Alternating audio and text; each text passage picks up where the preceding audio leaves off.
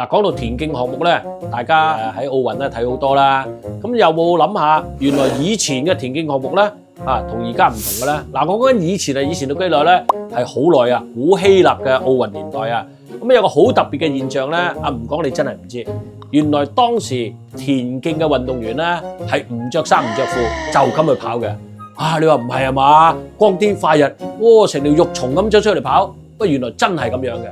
呢個咧就同當時嘅文化咧係好有關係啦，因為當時係第一就男性主義啦，咁佢好欣賞咧，即係男性嘅肌肉啦，有一個完美啦，覺得咧係神嘅創造啦，咁啊所以咧呢群肌肉猛男咧又搽晒橄欖油啦，哇咁樣去跑步嘅，咁同而家當然唔同啦。咁另一個原因咧就係當時咧禁止女士參觀嘅喎，唔係參賽添嘛，參觀都唔得嘅。